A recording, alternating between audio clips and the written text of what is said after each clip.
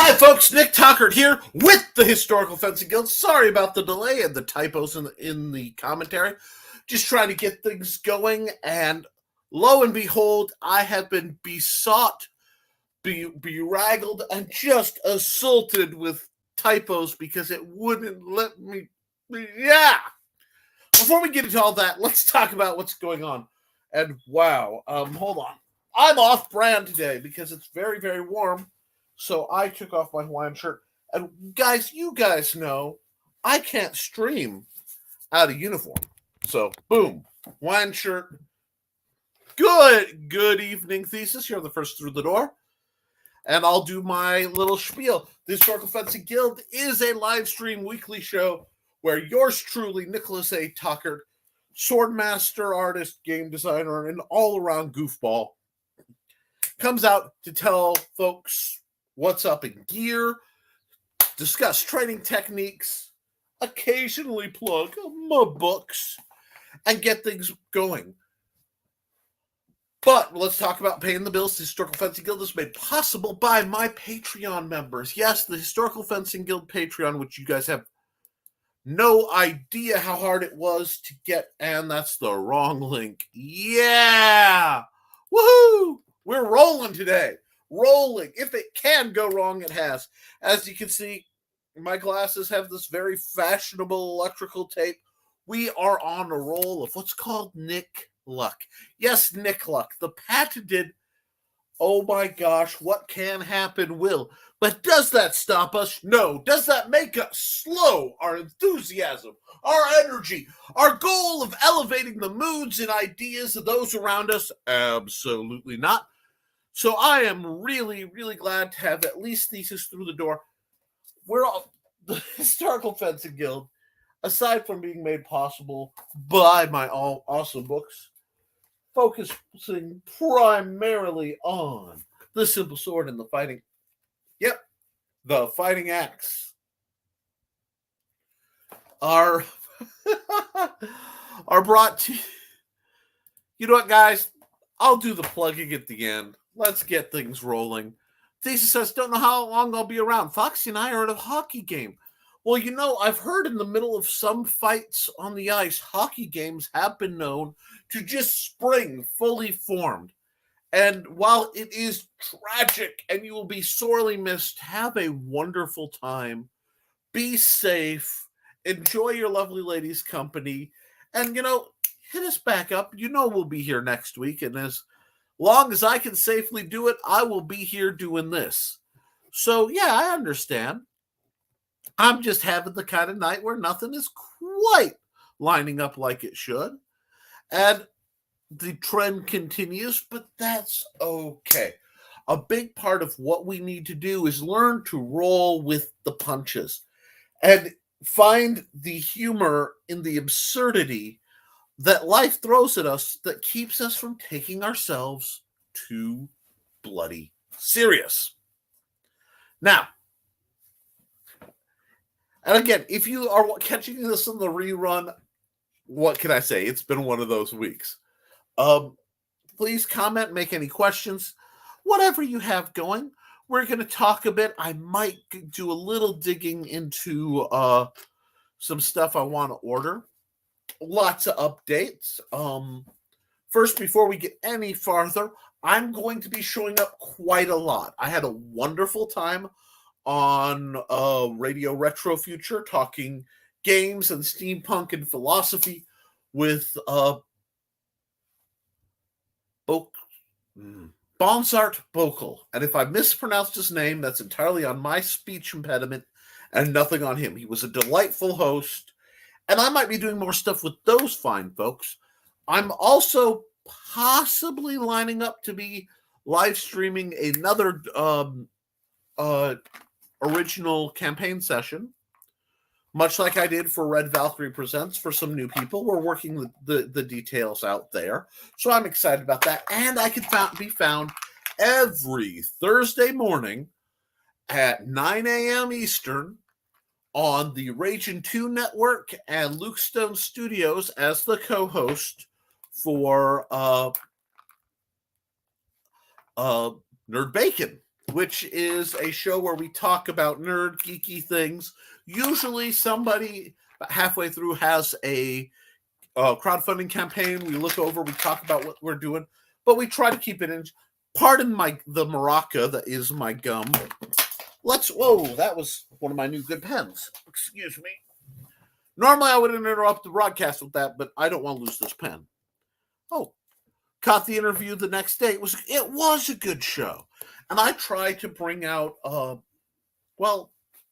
little character, if I have such to present, to wherever I show up online or in person. Have it help you if you encounter me.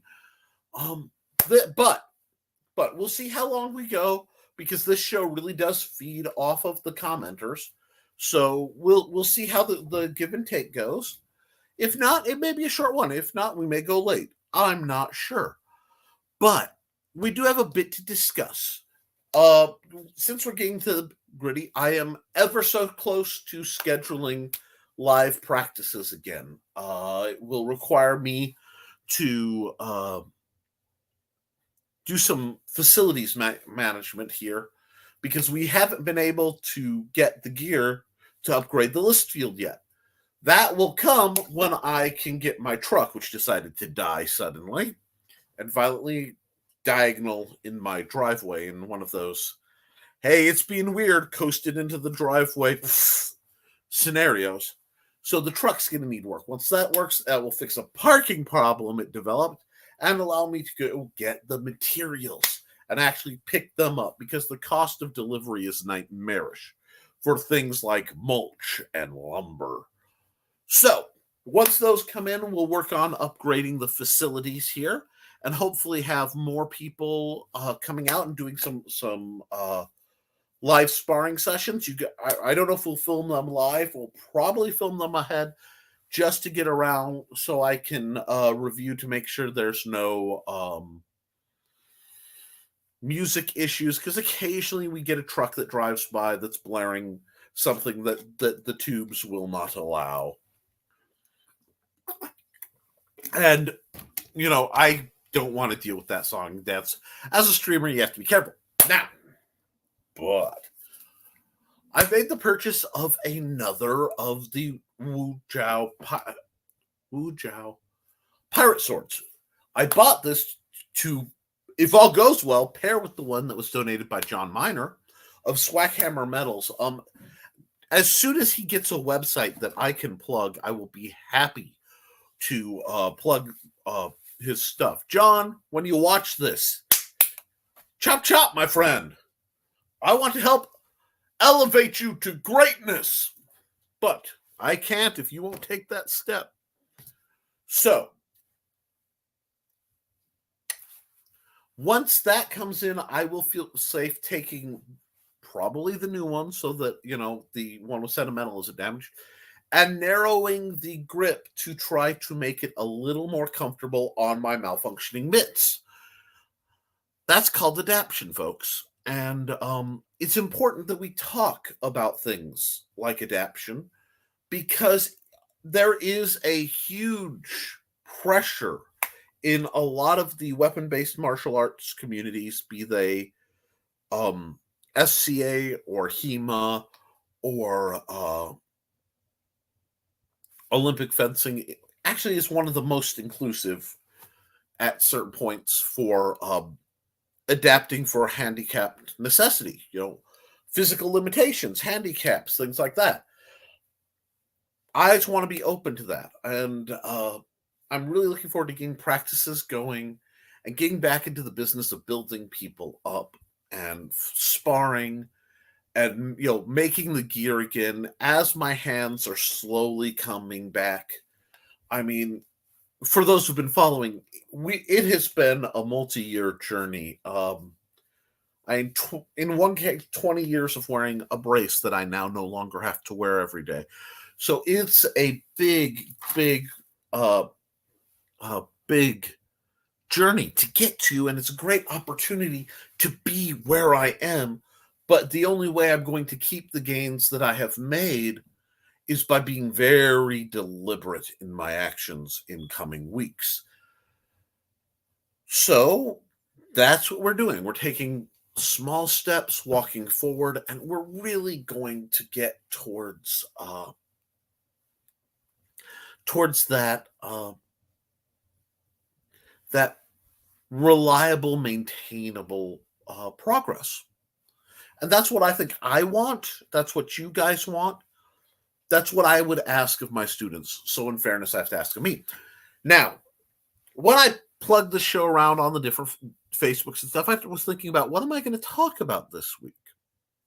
Because my boffer video is still mildly on hold. I have to shoot that, and just the weather's been insane.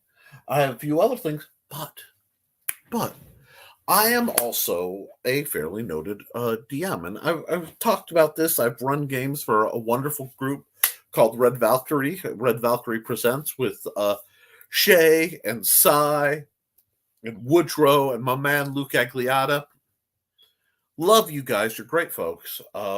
Crazy, absolutely insane, but I love you guys. And I did that for a season, and then I was going to switch to being a player on the show while Woodrow ran it, and there were some system changes, and my health and nerves derailed. So I no longer do business pretty much after 10 o'clock. That's just a requirement of my meds and a requirement of my general health. Not fun for a night guy, but it's true. That's okay. Because again, that's adaptation. Not doing night shows means I can do a morning show with Luke. It means I can do something else. And it means that I can get up and do things to help the libraries. So I am trying to piece together some sword-based demonstrations at the local library. Basically do the spiel of what I'm about.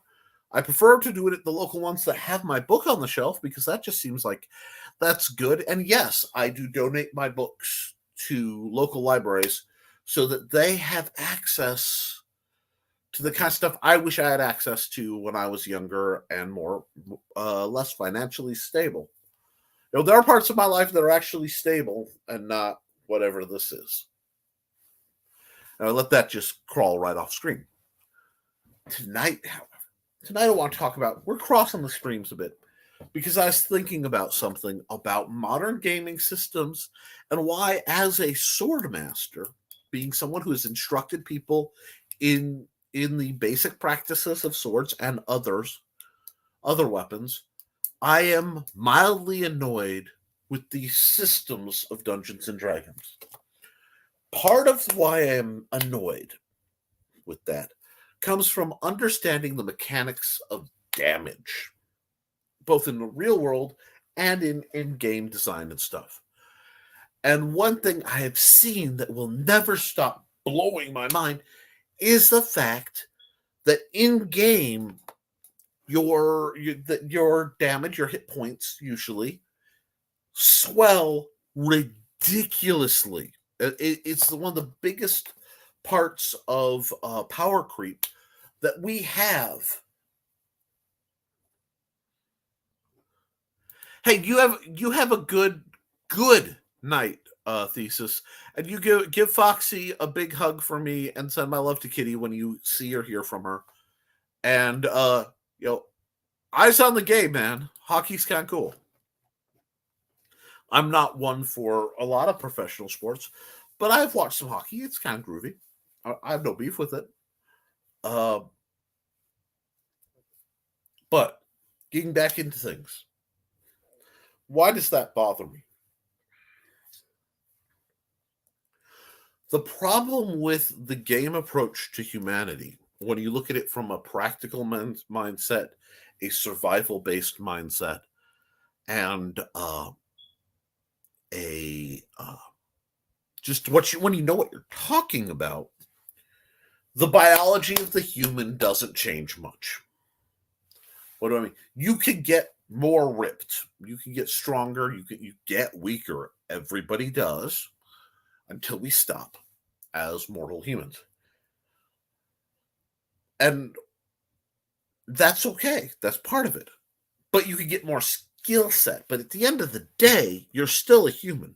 And that's something I actually have to argue sometimes when I'm talking about cross training. So, real world talking about cross training. Because I'm always saying, no, if someone in an Eastern art is doing something, someone who's a Western practitioner should be able to adapt it, and vice versa. There are extremes of body toughening training, and they do exist. And I hear you out there saying, well, what about the Shaolin monks who can be stabbed with things and have boards broken?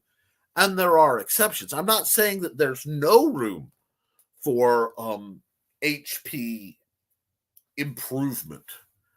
But I am saying at the end of the day, it's very, very hard if something connects to have it not, to change the logistics of it. So if you take a knife, if I were to step out on my front porch right now, get for the thing, obviously compelled, and go out to the front porch, and an assassin stabs me in the side with a knife, I'm going to have some serious problems right there. Now, if I go out and I study real hard and I train real hard, and maybe I fight some dragons or, wrestle alligators or something equivalent to the idea of defeating a powerful beast in the real world, and I step out and somebody blindsides me and stabs me in the same way, it's likely to do just as much damage.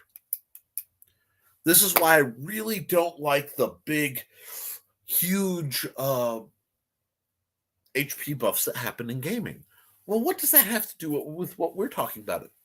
We process, when we don't know something, we process what we're inspired by. We process fiction. And the problem is the tropes of superhero fiction, which I love. I love superhero fiction. I wouldn't have made the game, it's real easy. This right here would not exist if I didn't love superhero fiction, because I love the Hybrids universe. I love the fact Luke Stone, the man who made it. I'm comfortable saying I love somebody. I can say that. But that set of tropes doesn't transfer to reality, and we see things in movies where the human body is depicted as either excessively resilient in the case of the heroes. I mean, you see people who've been shot and stabbed, and they've done all this stuff, and they've had massive blood loss, and they just keep going. Or extremely fragile, and there isn't. It's what we live in a world, I think, where our perceptions have been pushed always to the extreme ends, and neither of these are true. Humans are very weird. We're very adaptable. We're very resilient, and the difference between people can be quite dramatic. But at the end of the day, there comes a point where, in lunacy, if you get hit unarmored with an edged weapon, one-handed, two-handed, you're getting cut. It's just happening. And I would rather, if I'm allowed to, I would like to keep that sense of threat in gaming, because that makes it more engaging. I find it hard when you reach that point where you can start shrugging off insane amounts of damage because somebody's worked. You've done what's called min-maxing or character building. Where you're carefully engineering your character.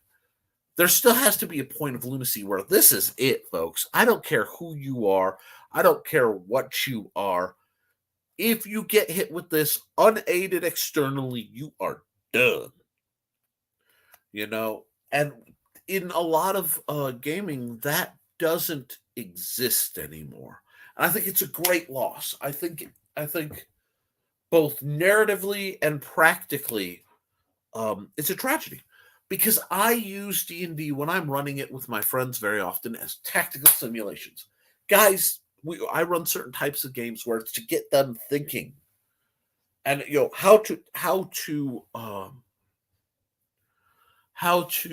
create solutions, how to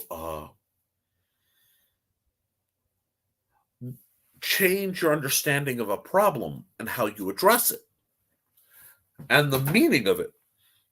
Oh, we're joined by Flying Feline. Good evening. Always wonderful to have you in my chat. It's a quiet day, so I'm kind of talking to myself right now largely. It's always nice to have somebody on the other end of the screen. But this is what's different from what I find a lot of players think they want. They want the superhero moments, and they hate the threat. And there's nothing wrong with the power fantasy. But when I'm running things, I do like to keep an edge of whoa. It keeps it more real. It keeps people more engaged. And what I love is if you enjoy something in fiction, try to understand it in the real world if it has a correlation. This is part of what got me into sword fighting originally. I played D&D. I wanted that. Yes, I was a Drizzt fanboy and Flame Finn, to drop a much older name.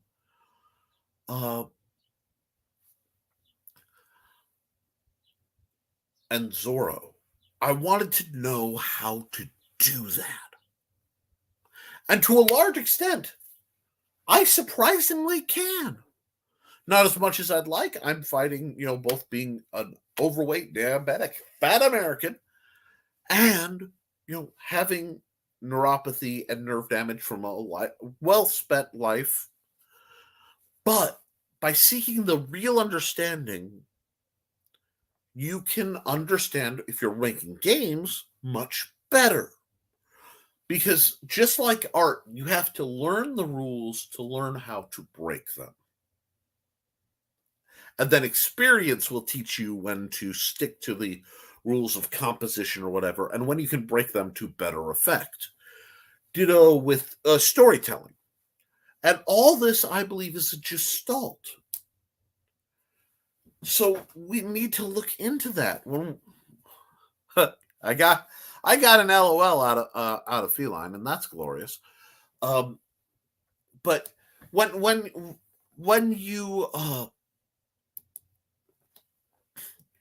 you process that, it makes, for me, like, I've learned to pick locks at different points in my life. I don't know with my nerves and my hands if I still could.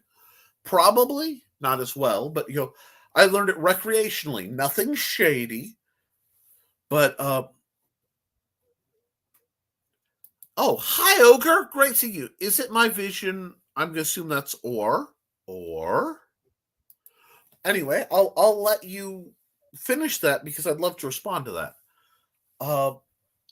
And guys, don't forget to hit the likes and the shares and all that shenanigans, because I know I'm discombobulated, especially today. Today has been or did Nick? Oh, Nick got a substantial trim up.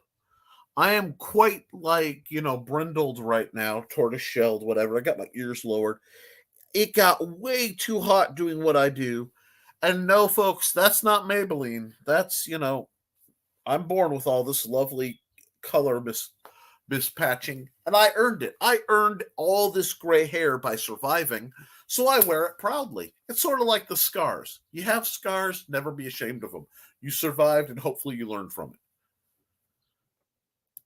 it. And see, like, share, and subscribe. Thank you.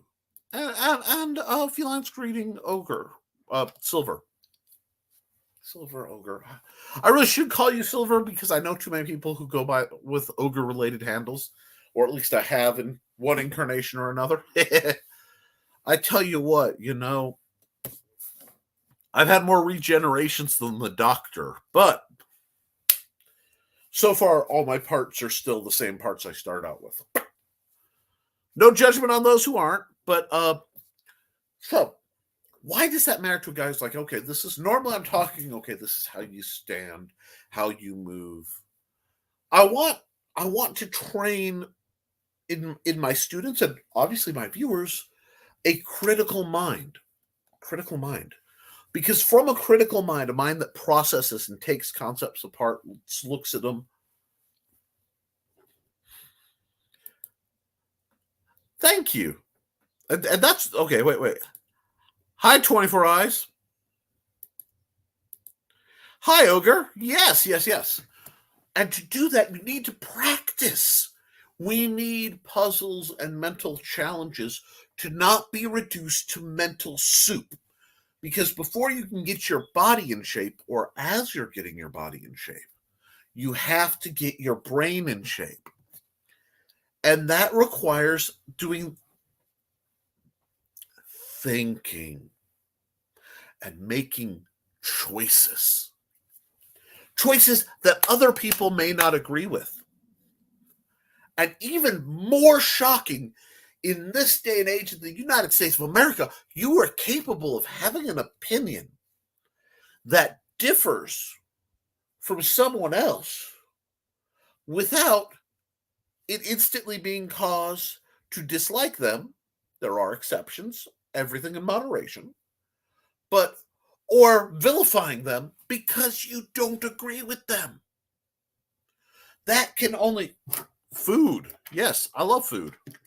I don't know why Feline said food, but I had some amazing barbecue pork chops and some actually got to try Stephen Colbert's Americone Dream ice cream. I was very bad, but I did a whole lot today, so I kind of earned it. Yes.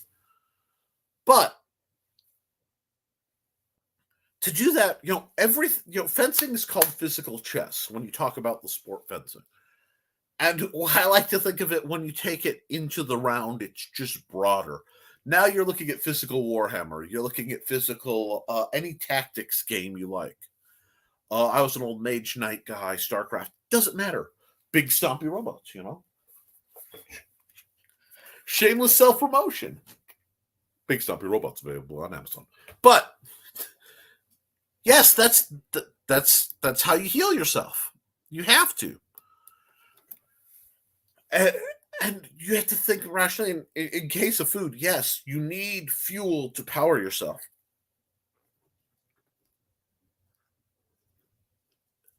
You know what? I hope they do too. They're off at a hockey night, and I'm sure they will come back and watch the replay because it takes a lot for them to miss the glory that is this program. And wow, we're already a half hour in. This is great, folks. And please never feel bad about interrupting me to ask questions and stuff. To answer some questions I've had pointed my way. I have not seen Cyrano yet. I'll see it when it comes to streaming or DVD at the library. I am the parent of an autistic child. We don't really do theaters. I'm not. That's not a excuse. It's just an explanation. We're very careful in how we approach certain things.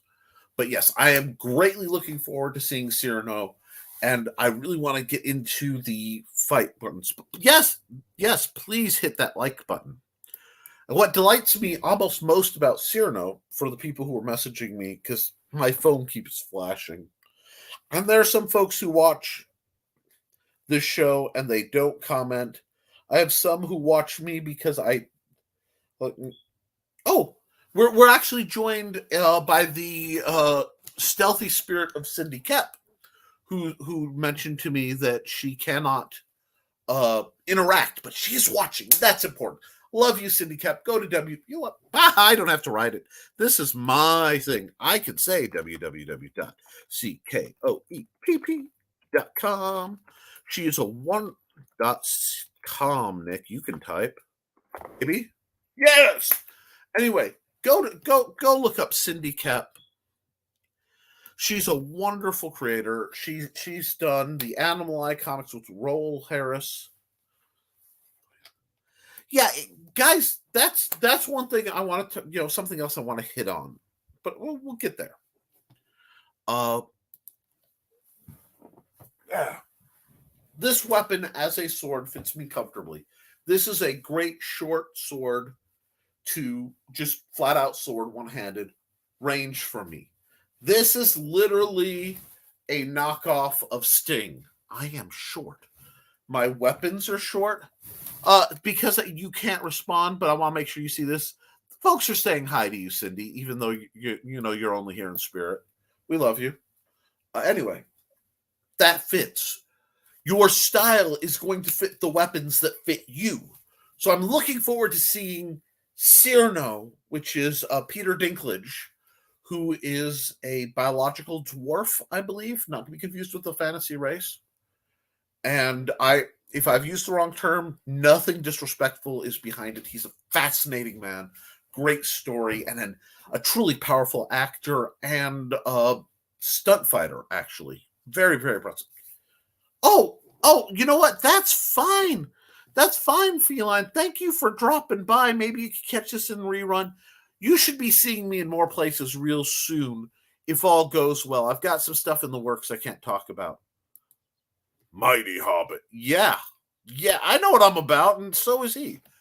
But I'm looking forward to seeing just what happens out of that, and maybe they'll do a recreation of his weapon. I would love to see that. Probably love to own it. It's on my sword list. I wouldn't mind a good copy of Needle either, because shockingly, Needle is scaled to me too. And Ogre is saying, good night, Flying Feline. But practicality and understanding what you're talking about helps me enjoy the fiction more.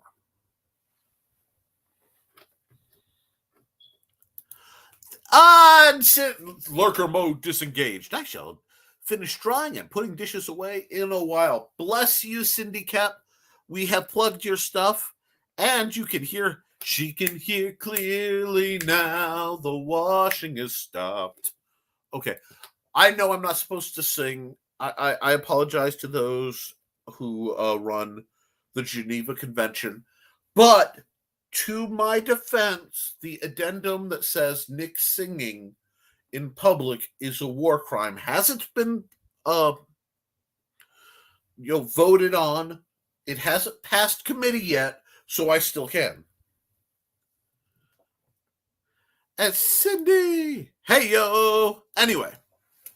So it's important. If you want to understand gaming, don't be afraid to look. Now, I don't want to take away the fantasy and the joy and the escapism. I'm not bashing that. But don't be afraid to investigate it.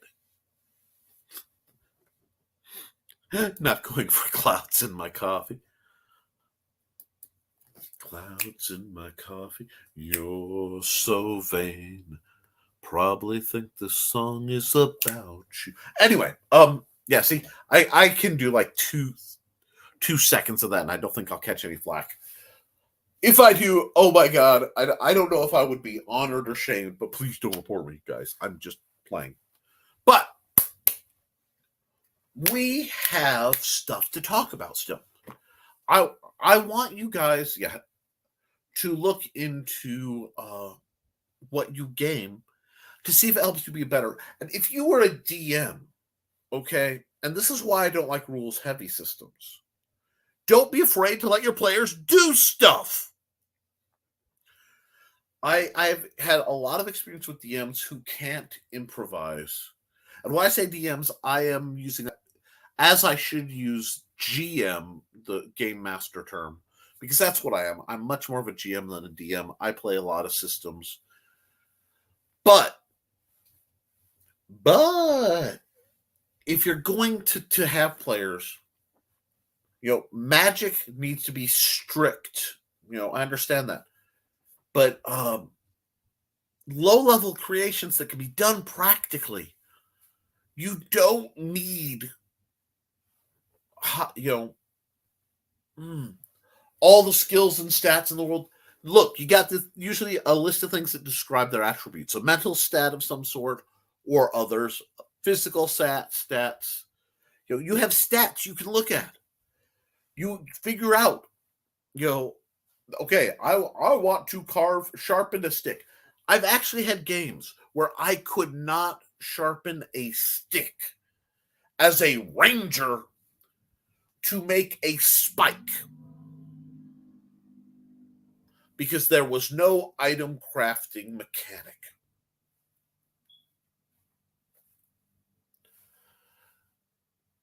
That style of mental rigidity is this is how you end up in a situation of ignorance. And ignorance to me is probably more dangerous than evil in this day and age. Well, what? Yes. Rewind.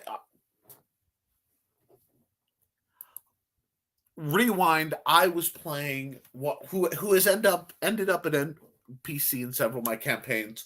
Long Stroll the Gnomish Ranger, in a module.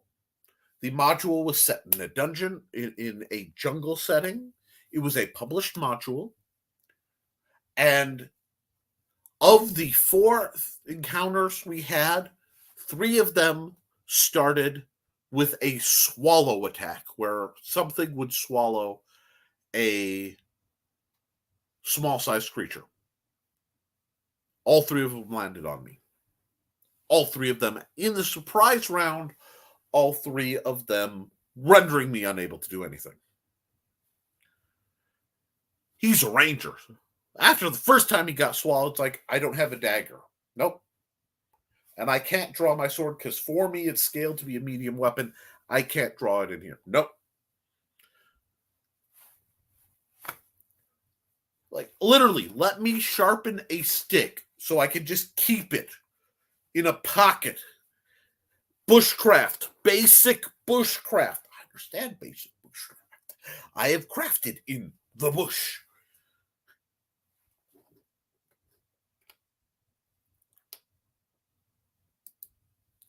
Exactly. Not having rules, either they didn't think about it or they figured you didn't need rules for something so simple. That's why, I have a secret little chart that follows me everywhere I go. That basically is a breakdown of, is this an easy thing? Is this a hard, easy? Like, easy is something that could theoretically fail, but probably won't. If it's an easy thing, I don't make people roll for it. But, medium, hard, extreme, and then where, you start getting into you need to be supernatural to pull something off, And I have that scaled in. That's part of the hybrid system, actually. It's part of some other things. It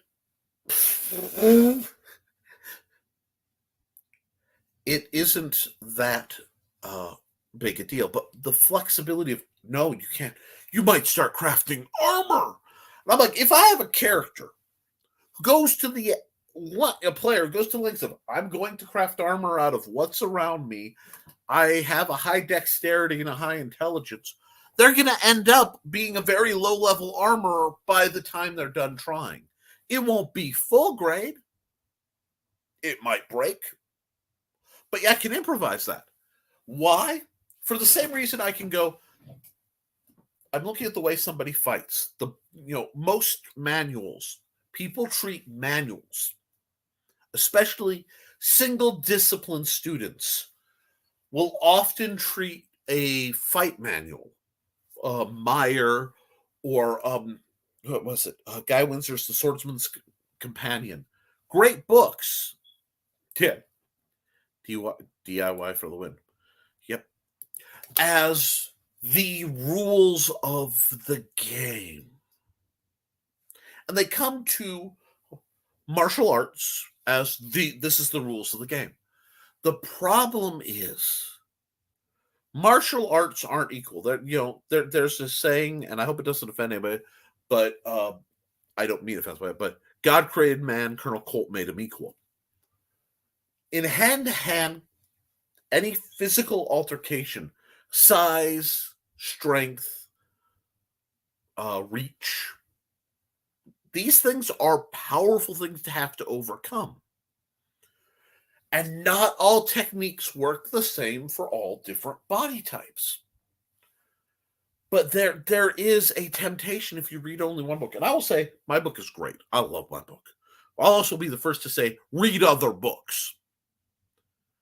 I consider the Simple Sword to be a primer. This gives you a basic, easy-to-go style. I teach a basic, easy-to-go style.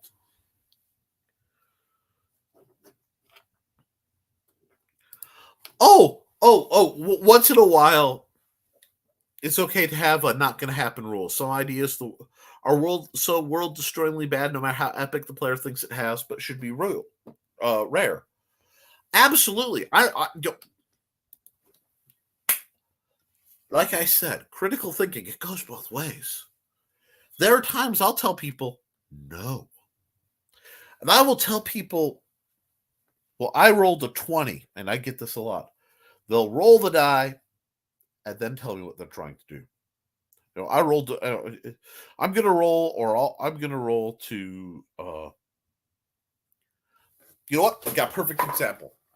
I had a 5th level player attempt to use a cantrip, Mage Hand, to pick the pocket of a 16th level Law Mage.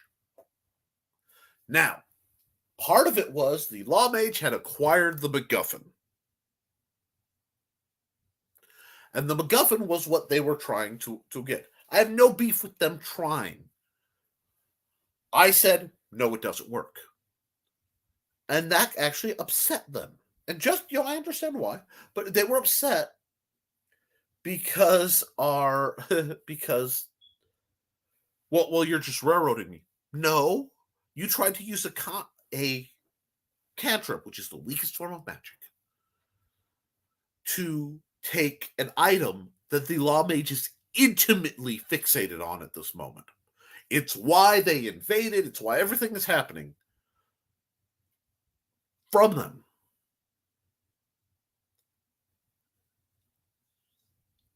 Everything in this narrative and logic would tell you it ain't going to happen. And that that actually derailed the whole campaign. We had hurt feelings. People were very upset. And the point is, I'm like, well, I'm sorry. Sometimes, there are a lot of variants of family phrases that run. One of them is, if you're going to be stupid, you have to feel pain. Another one, sometimes you're the windshield, sometimes you're the bug, And some stuff, no matter how high you roll, is just impossible.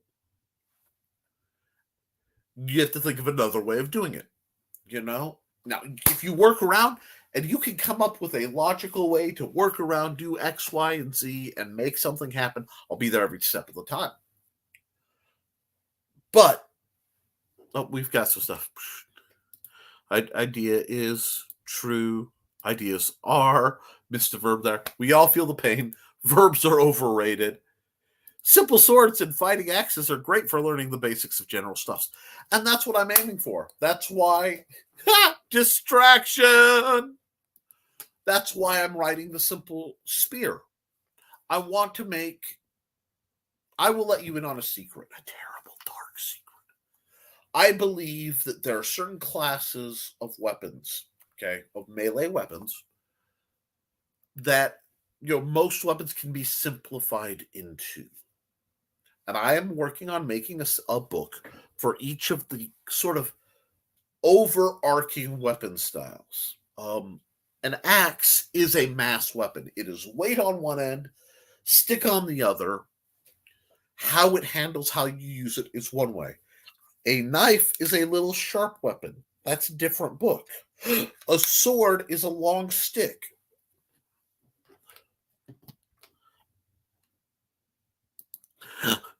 Without verbs, my warrior spirit becomes passive aggression. LOL. I love it. I love it.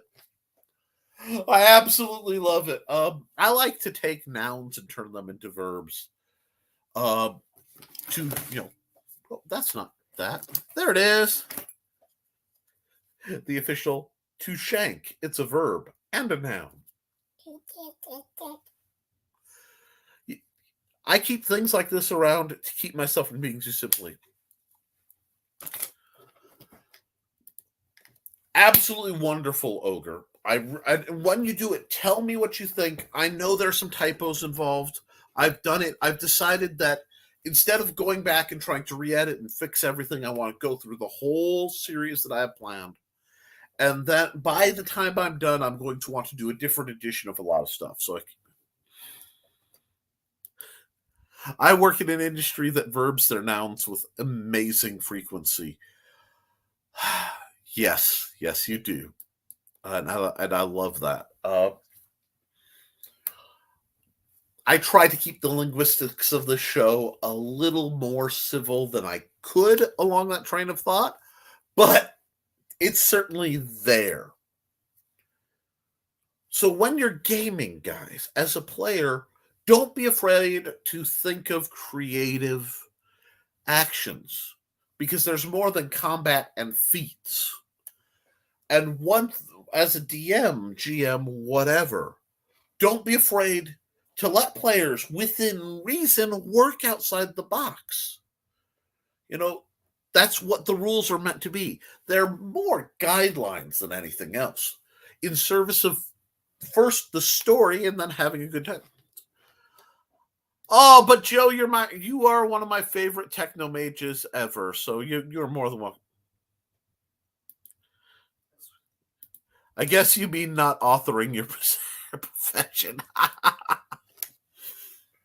Point.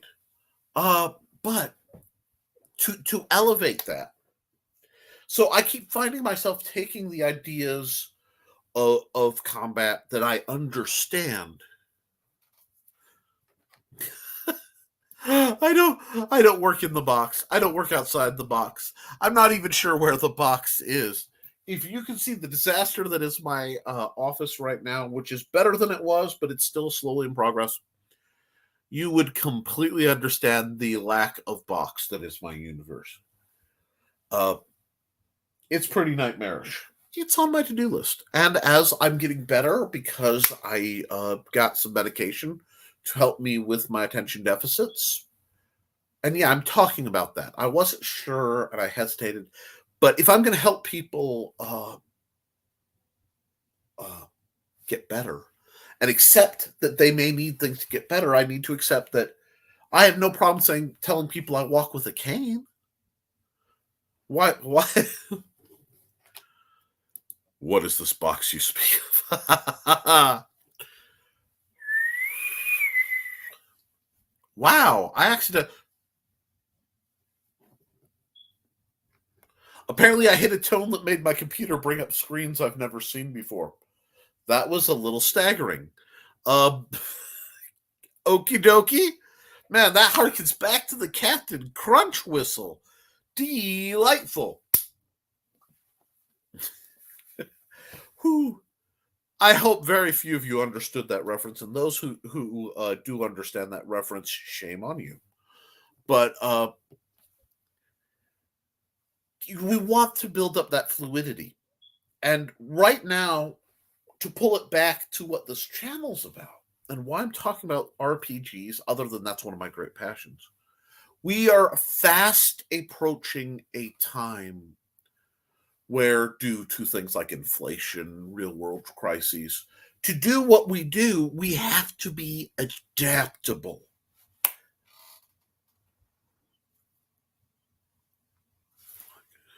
I could use. Oh, I am so sorry about that. Crutches are wonderful things, and don't feel bad about. I figured you meant use a cane. My brain works so fast that I stutter when I speak and I stammer when I type, so I will double write or I will skip whole words. Exactly. You're fine. You are fine.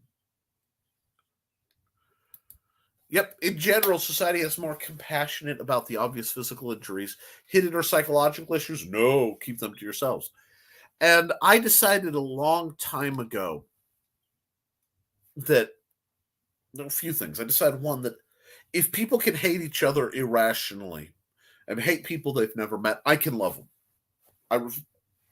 I can genuinely love and give support to people I've never met before, just because I think everybody needs support.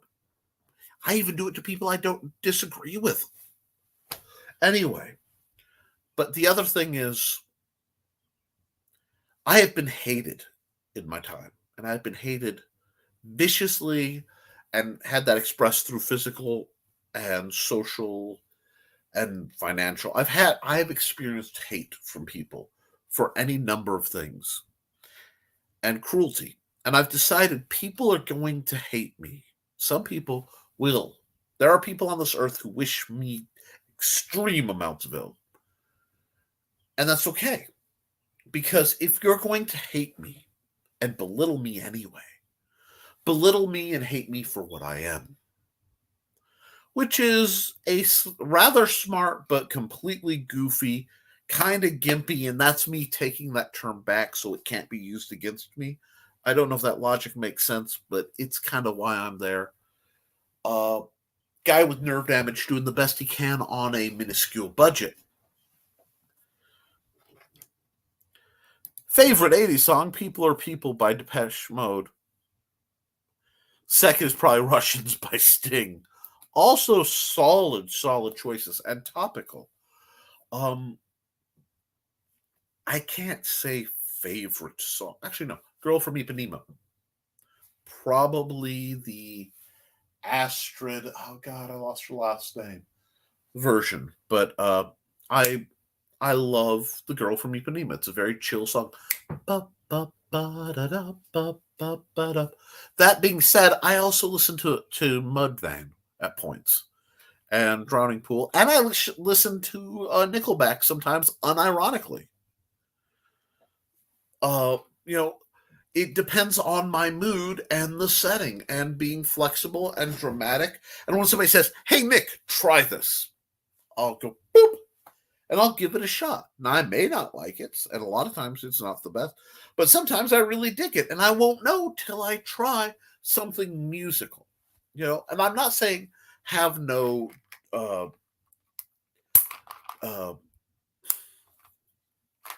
the word is eluding me, but discretion.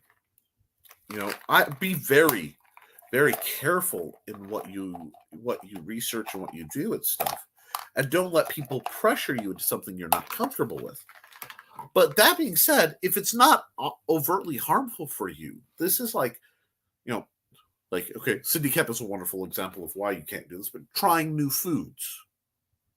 The worst that will happen is, I don't like it. Silver Oak.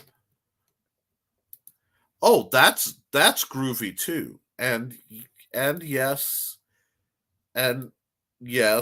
don't worry. I am a native American English speaker, theoretically. What I do to the English language in my own time,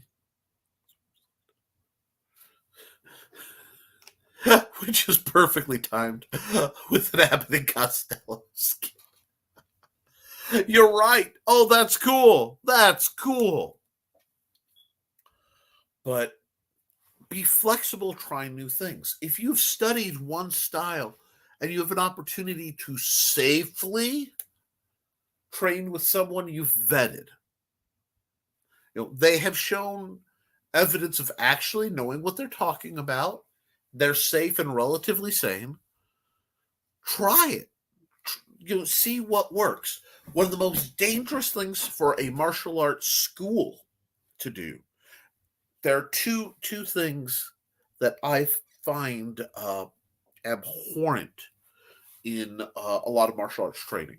Now, there are obviously exceptions. If it's not a combative style, you don't need to stress test. But stress test, that means non-compliant participation. I'm going to spar with you. I will try to poke you with a sword. Optimal calibration is touch. You feel it, I'm done. Is that light? Yes. Is it safer? Yes. Does it take a lot of work to be that safe? Yep. But I don't want to say, okay, let me poke you. Yeah, and train students to let you see these schools where they've trained to let something happen, let the throw happen. Don't do that. Even if you're staying the same, have some free spar. Once you've reached a level of safe competency, free spar and test the techniques. Break it down and work with it. Because if you don't know if they work. The other is cross train. Spar again safely with people who have a different discipline than you. Learn, because from that you will be starting to get that real world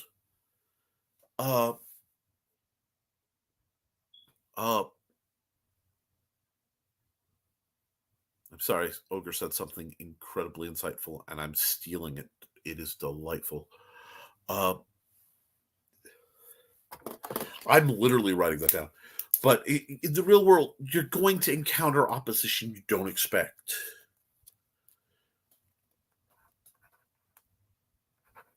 Chopping wood.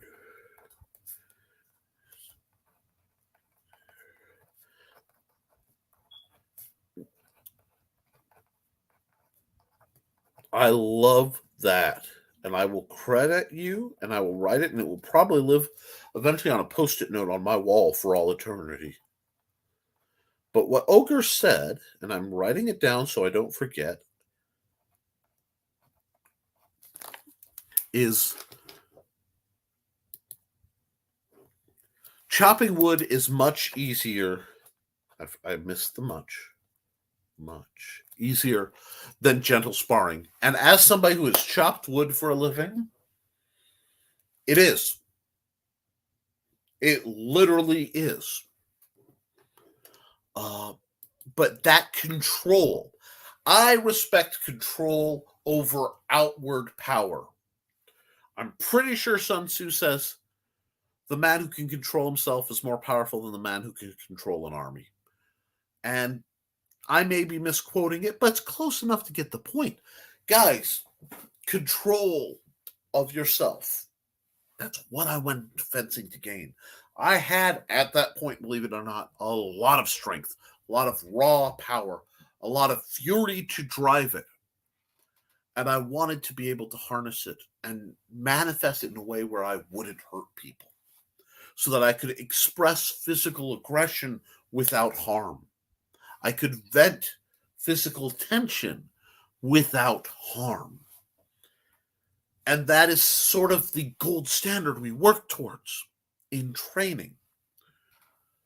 So that, it's a conscious effort to be safe. And it's a successful one. But to do that, you have to be critically thinking about what you're doing. Your mind must always be going. Control, control, control. Control, control. You must learn control. Yep.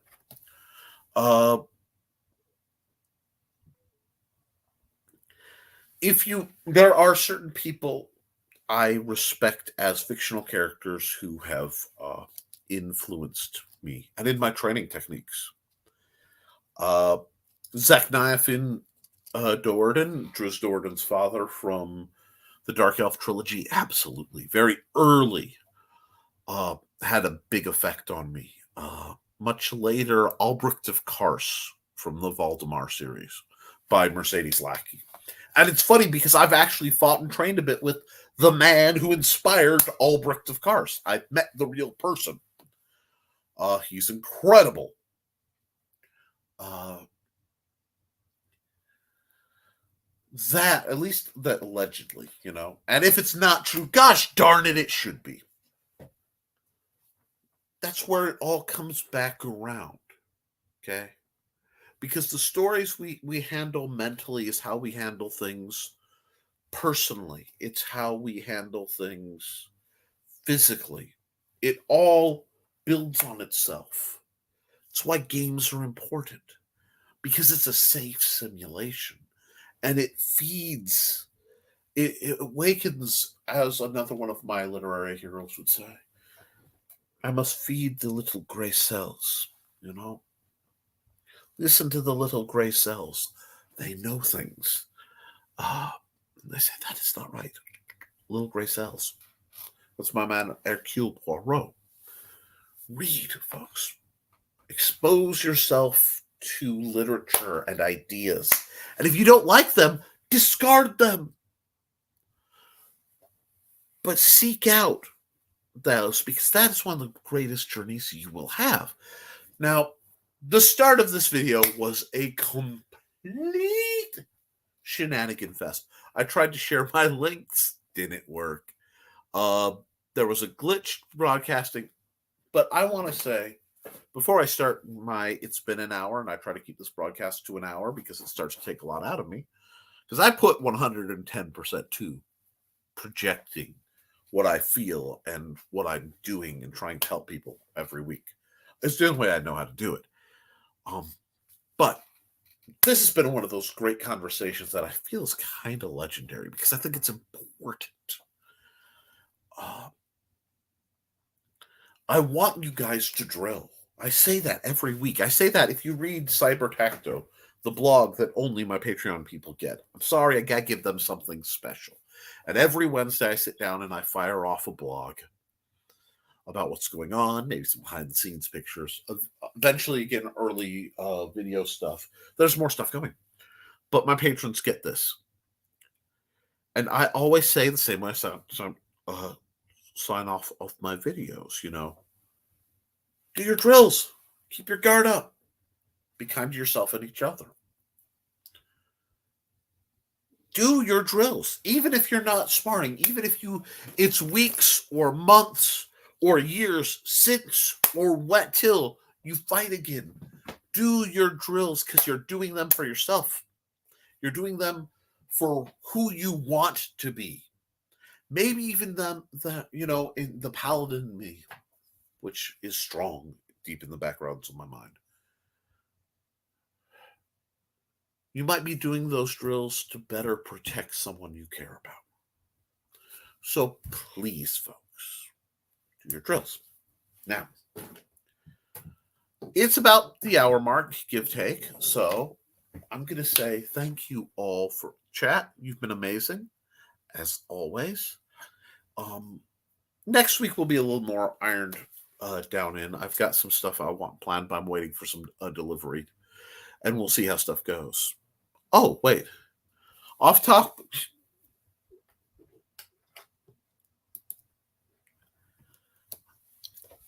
OT-ish. Hey, that's not OT at all. I love hearing your progress reports. And yes, I will catch up with you, but Cindy, you get the kind of final commentary that's live here. I think I've learned the 5-step fan form bladed thesis set my way. I can't record until I get somewhere that I can set the camera up in the distance. This one moves a lot. And a lot of the forms do. Good on you guys. Round of applause for Cindy Kep, because she's out there doing it. She's doing her drills. She's improving. I'm dang proud of her. She says, thanks for hosting the adventure. You know what? It is a pleasure, and it is an honor to do so. The Historical Fencing Guild is brought to you by... I have so many books now. I'm having to juggle them, and I'm proud of that. The Simple Sword and the Fighting Axe, both available through Amazon, both detailing my no-nonsense, fairly plain English approach to learning how to sword fight and other weapons, and how to use and, I think, respect the axe. It's really interesting Ogre brought up the fighting, the splitting maul, because that, believe it or not, the first weapon I really learned how to handle, both as a destructive tool and as something I grabbed in times of self-defense, was a splitting maul. Thank you, Nick. Also, good seeing you, Cindy. It's always good to see you guys. And if you want to chat with these folks, look up the Historical Fencing Guild public group on Facebook. Everybody gets together there. They exchange videos and ideas. It's a real privilege to have been able to be involved in something like that. But If gaming is more your shtick, I'm going to recommend both hybrids. The Sons of Gods RPG. This is the quick play, available still on in-demand through Luke Stone Studios and as part of Attack on Luke Stone's current Indiegogo campaign. And of course, the Big Stompy Robots line of games and books. I have 2 novellas, 2 variants of this game available. The quick play version, just to teach you the basic mechanics, is 99 cents because that's as cheap as Amazon will let me put it out there. There's also made by the amazing Joe Bachman. I have to get that link into my gobbledygook. A app for Android and iPhone for running. It's essentially the quick play version of Big Stumpy Robots with a dice roller and a direction for lob drift. Really, then all you need is your phone, a mini, and a ruler of some sort. I'm really, really pleased to have been able to partner with Joe Bachman and make that amazing product. And that's kept at 99 cents because Joe and I both agreed that we want to get this out as cheap as the systems will let us, so that we can make sure that folks are having fun on a cheap, on the low end. So other than that, folks, I will definitely see you next week, if not sooner. And by sooner, that's 9 a.m. on the Raging 2 and Luke Stone Studios networks on YouTube for Nerdvit Bacon. But until then, and some of the other shows, I will be what I'm your lovely cyberspace swordmaster, telling you guys, do your drills, keep your guard up, be kind to yourself and each other. As always, friends, family, thank you for supporting your local swordmaster. Have a good one.